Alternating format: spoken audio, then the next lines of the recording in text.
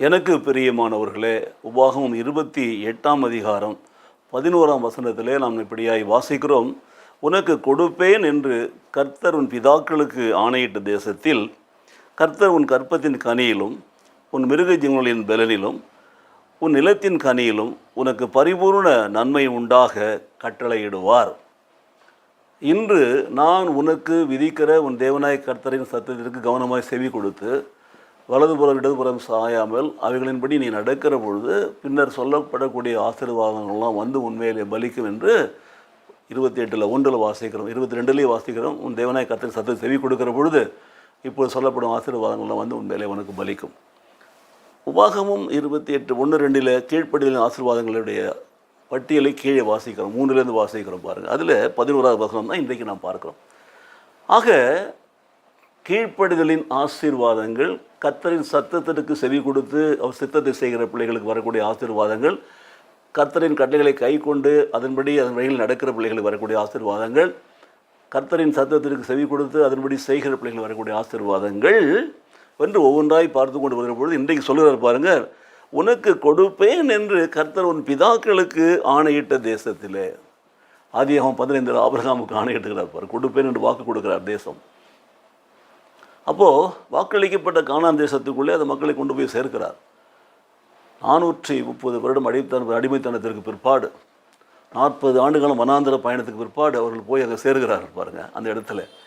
அப்போது உனக்கு கொடுப்பேன் என்று உன் கர்த்தரின் பிதாக்களுக்கு ஆணையிட்ட அந்த தேசத்தில் என்னென்ன ஆசீர்வாதங்களை கொடுக்கிறார்?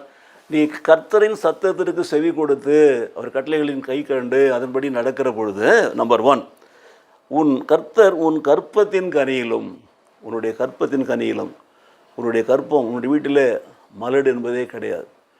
உன்னுடைய வீட்டில் கற்பத்தின் கனிகளை நீ பெற்றுக்கொள்வாய். பிள்ளைகளை பார்ப்பாய், பிள்ளைகளின் பிள்ளைகளை பார்ப்பாய், அவர்களுக்கு உண்டாகும் ஆசீர்வாதங்களை பார்ப்பாய். ஸோ கற்பத்தின் கனியிலும் ஒன்று, உன்னுடைய வீட்டில் இருக்கக்கூடிய உன் மிருக ஜீவன்களுடைய பலனிலும், ஆடு மாடு இன்னும் என்னென்ன மிருக ஜீவன்கள் வளர்க்குறோமோ அது எல்லாத்தின் பலனிலும்.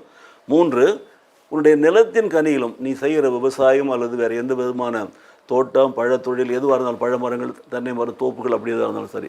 ஸோ நிலத்தின் கனியிலும் கர்த்தர் என்ன பண்ணுறாரு?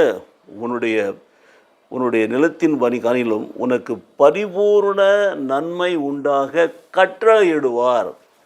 பார்த்தீங்களா? He will command to give all good things in all your tithes. பார்த்தீங்கன்னா, ஸோ உன் கற்பத்தின் கனியில் நன்மை உண்டாகும்படி செய்வார், உன் மிருகஜீவனின் பலனில் நன்மை உண்டாகும்படி செய்வார், உன் நிலத்தின் கனியிலே நன்மை உண்டாகும்படி செய்வார், நீ கையிட்டும் செய்யும் வேலைகளில் நன்மை உண்டாகும்படி செய்வார். பார்த்தீங்களா? உன் களஞ்சியங்களை நிரப்புவார், உன்னை தமது பரிசுத்த ஜனமாக நிலைப்படுத்துவார்.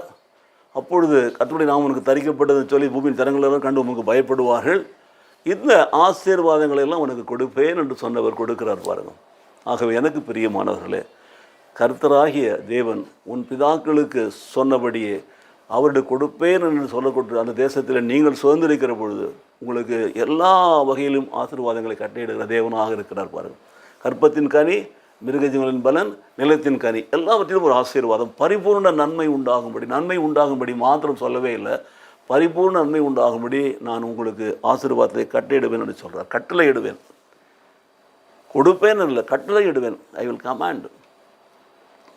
அப்போது அவருடைய கட்டளைகளுக்கு கை கொண்டு அவர் வழிகளில் நடக்கிற பொழுது அவர் நமக்கு பரிபூர்ண நன்மைகளை நமக்கு கட்டளையிடுகிறார் என்று நாம் வேதத்தில் வாசிக்கிறோம் பாருங்கள். உங்களுடைய கற்பத்தின் கனி உங்களுக்கு வேண்டுமா?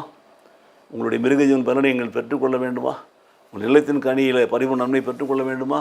நீங்கள் விதைப்பதில் 100 மடங்கு 60 1000 மடங்கு அறுவடை செய்ய வேண்டுமா? ஈசாக்கு விதை விதைத்தான் 100 மடங்கு அறுவடை செய்ய சொல்லப்பட்ட வசனத்தின்படியாய் நீங்களும் அறுவடை செய்ய வேண்டுமா? உன் தேவனாய கர்த்தரின் சத்தத்துக்கு செவி கொடுத்து, உண்மையாய் செவி கொடுத்து, அவர் கட்டளைகளுக்கு கை கொண்டு அதன்படி நீங்கள் நடக்கிற பொழுது இப்படிப்பட்ட எல்லா ஆசீர்வாதங்களை கர்த்தர் உங்களுக்கு கொடுப்பேன் என்று சொன்னவர் கொடுப்பார். பரிபூர்ண நன்மை உண்டாகும்படி கட்டளையிடுவார். ஜெபிப்போமா? எங்களை நேசிக்கிற நல்ல பிதாவே, இந்த நாளில் கூட ஆண்டவரே கொடுத்திருக்கிற அந்த அருமையான வாக்கு தத்துவங்களுக்காக நன்றி செலுத்துகிறோம். ஆண்டவரே, நீர் எங்களுடைய பிற்புதாக்களுக்கு கொடுப்பேன் என்று கட்டளையிட்ட தேசத்தில் ஆண்டவரே எங்களை குடி வைத்து எங்களுடைய கற்பத்தின் கனியிலும் எங்கள் மிருகஜீவனின் பலனிலும் ஆண்டவரே எங்கள் நிலத்தின் கனியிலும் எங்களுக்கு பரிபூர்ண நன்மை உண்டாகும்படி கட்டளையிடுவேன் என்று சொன்ன வாக்குத்தத்திற்காக நன்றி செலுத்துகிறோம். அப்படி கட்டளை இடுவதற்காக இவங்க கொடான கொண்டு நன்றி செலுத்துகிறோம். இந்த செய்தியை பார்த்து கொண்டிருக்கிற கேட்டுக்கொண்டிருக்கிற ஒவ்வொருவரையும் கர்த்தர் ஆண்டவரே எப்படியாய் உங்கள் கீழ்ப்படிய பிள்ளைகளாய் நடத்தி கிருபையாலே பலப்படுத்தி எல்லா ஆசீர்வாதங்களையும் கொடுத்து நிறைவாக நீர் ஆண்டவரை கட்டளையிட்டு ஆசீர்வதிப்பீராக. இயேசு கிறிஸ்து நாமத்திலே பிதாவே, ஆமேன்.